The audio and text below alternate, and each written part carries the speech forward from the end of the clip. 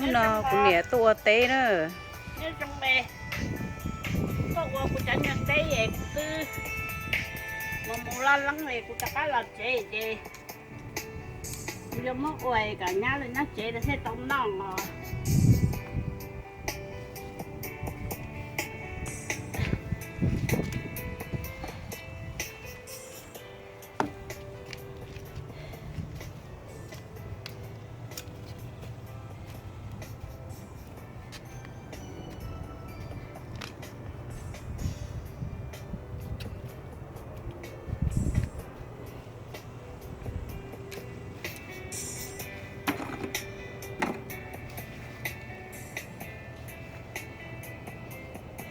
cái giờ chả chia chín nó nó ô bây giờ chả tao chế nó thứ tê số tê sẽ chơi sẽ tê có mua tê dạo nên nhẹ non chứ à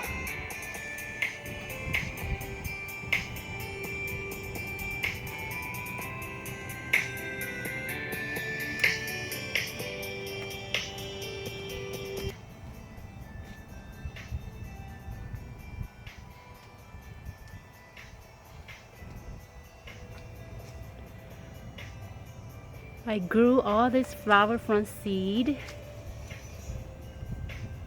We want nông tỏ Walmart. Ở cho xin ơi, cho flower nó nè.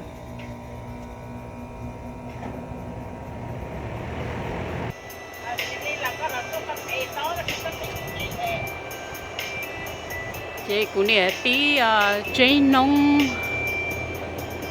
nông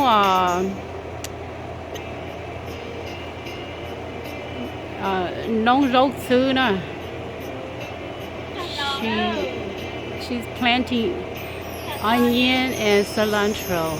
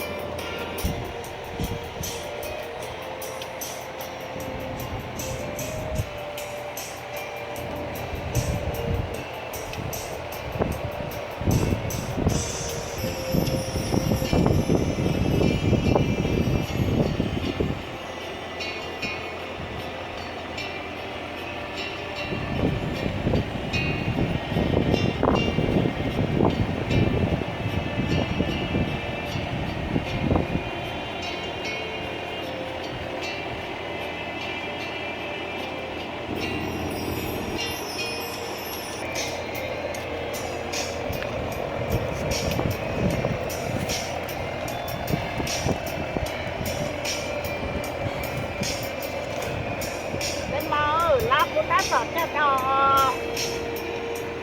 này hạt cuốn cái chuyện này là bác sĩ nghèo rồi cái gì tính chuyện thì đóng theo